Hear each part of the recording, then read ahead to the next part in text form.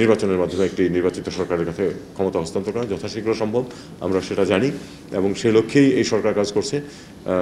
একটা রোডম্যাপ এসে গেলে আমি জানি যে অনেকেই নিরাপদ বোধ করবেন। আমাদের যে দুটো তিনটে রাজনৈতিক দল বড় বড় আছে বাংলাদেশে, তারা হলো পৃথিবীর সবচেয়ে বড় রাজনৈতিক দল। কারণ পৃথিবীর কোনো দেশের কোনো রাজনৈতিক দলের এত শাখা, এত কর্মী নাই পৃথিবীর বাকি অংশে।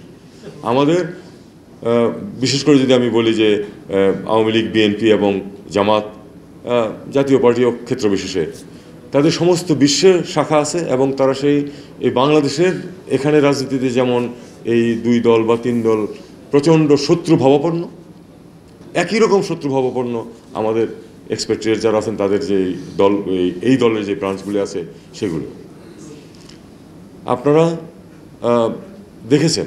এবং আমি তো সরকারের এই পদে আছি অল্প কিছুদিন, 33 বছর চাকরি করে রিটায়ার করেছি 11 বছর আগে। এরকম পৃথিবীর আর কোনো দেশের ক্ষেত্রে দেখেছেন আপনারা যে কেউ একজন এখান থেকে যায় আর তাকে ওই ডিম সরার জন্য বা তার বিরুদ্ধে স্লোগান দেওয়ার জন্য বিরাট সংখ্যক মানুষ দাঁড়িয়ে আছে? ইস্যু ভিত্তিক না, সেফ ব্যক্তি এবং দল ভিত্তিক হয় আমাদের যে রিয়াকশনগুলো। এটা আমাদের বিরাট ক্ষতি করছে আমাদের ইমেজের ক্ষেত্রে, আমাদের ব্র্যান্ডিংয়ের ক্ষেত্রে।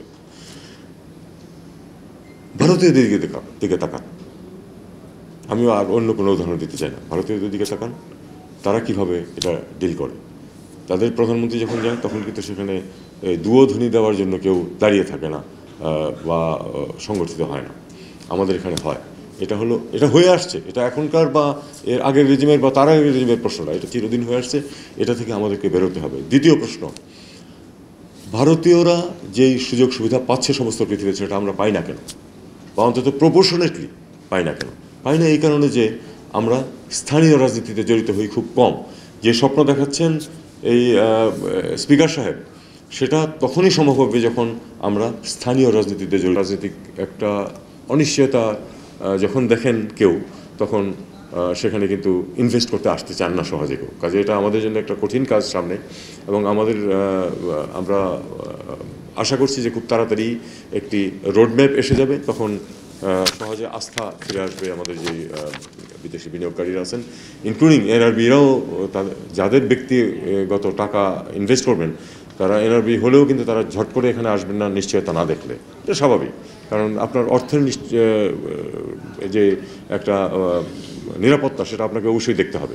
এটা অনস্বীকার্য। কাজেই এটা আমরা দেখছি এবং আমাদের লক্ষ্য তো একটা যে নির্বাচনের মাধ্যমে একটি নির্বাচিত সরকারের কাছে ক্ষমতা হস্তান্তর করা যথাশীঘ্র সম্ভব, আমরা সেটা জানি এবং সেই লক্ষ্যেই এই সরকার কাজ করছে। একটা রোডম্যাপ এসে গেলে আমি জানি যে অনেকেই নিরাপদ বোধ করবেন এবং ইনভেস্টমেন্ট আসবে। সেই ইনভেস্টমেন্ট না আসলে আমাদের তো চলবে না, কারণ আমাদের যে বিপুল সংখ্যক মানুষ প্রতি বছর শ্রমবাজারে ঢুকছে, তাদের জন্য যদি এমপ্লয়মেন্ট সৃষ্টি করতে হয়, শুধু তো বিদেশে পাঠিয়েই হবে না, দেশের মধ্যেও সৃষ্টি করতে হবে। সেটার জন্য ইনভেস্টমেন্ট লাগবে এবং সেই ইনভেস্টমেন্ট নিয়ে এগিয়ে আসার জন্য অন্যদেরকে এনকারেজ করার জন্য আমি আপনাদেরকে বলবো, অবশ্যই আপনারাও তাকাবেন যে রাজনৈতিক নিশ্চয়তা একটা আসছে কিনা। এই অনিশ্চয়তা থেকে আমরা খুব শিগগিরই মুক্তি পাবো বলে আমরা আশা করছি।